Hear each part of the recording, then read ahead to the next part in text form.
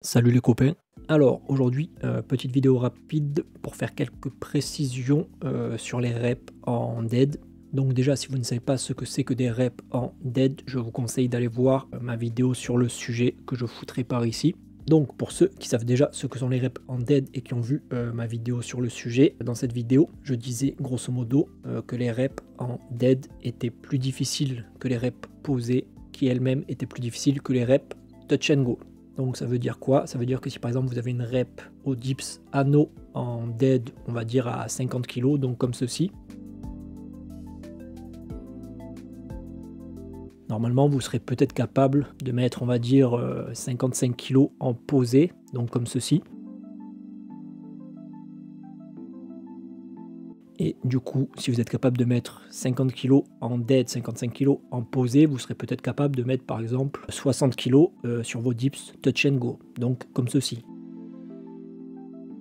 Donc pourquoi? Parce que comme je l'expliquais dans cette vidéo, en touch and go, vous avez, on va dire, un peu le rebond, l'élasticité qui vous permet de sortir plus facilement, de rebondir. Forcément, si vous posez, vous avez moins d'élasticité, vous avez besoin de plus de force pour, on va dire, déplacer le poids dans l'autre sens. Et enfin, en dead, vous avez zéro énergie élastique. Vraiment, vous partez d'en bas et vu que vous n'avez pas de négative, vu que vous n'avez pas de phase d'étirement, vous êtes vraiment obligé de produire beaucoup de force, produire beaucoup d'explosivité pour pouvoir décoller. Et donc forcément, vous mettrez moins lourd en dead.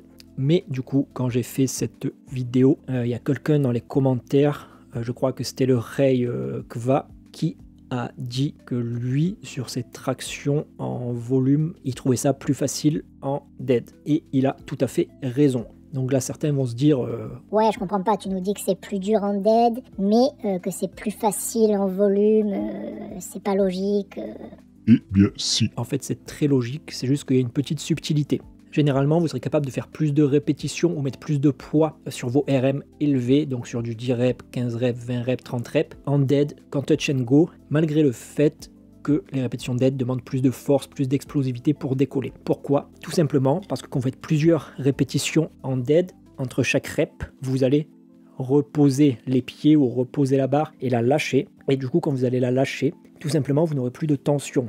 Et du coup, vous aurez beaucoup moins de stress métabolique, donc grosso modo la brûlure qui arrive quand on fait beaucoup de répétitions, vu que vous allez pouvoir relâcher la tension entre chaque rep et donc éliminer un petit peu de ce stress. En gros, vous aurez moins de temps sous tension. Surtout si vous combinez ça avec du rest pause, c'est-à-dire que quand vous n'en pouvez vraiment plus, vous avez fait une rep en dead qui a vraiment été difficile, on va dire que c'est votre 10e. Si là vous prenez 3, 4, 5 secondes pour vraiment récupérer pour pouvoir encore en arracher une, puis encore 3, 4, 5 secondes pour pouvoir encore en arracher une, ça vous permettra d'encore plus un peu éliminer ce stress métabolique. Il y en aura quand même et au bout d'un moment ça va vraiment brûler, mais plus tard que sur du touch and go. Donc par exemple, si sur du touch and go, vous êtes capable de faire 30 kg x 10 sur vos dips, si vous mettez 30 kg et que cette fois vous faites vos reps en dead, les reps vous paraîtront plus durs qu'en touch and go, mais vous serez capable d'en faire plus. Tout simplement parce que vous ne serez pas limité par le stress métabolique, par la brûlure. Donc si vous faites 30 kg x 10 au dips touch and go, il y a de fortes chances que vous serez capable d'en faire 15, 20 sur les répétitions dead,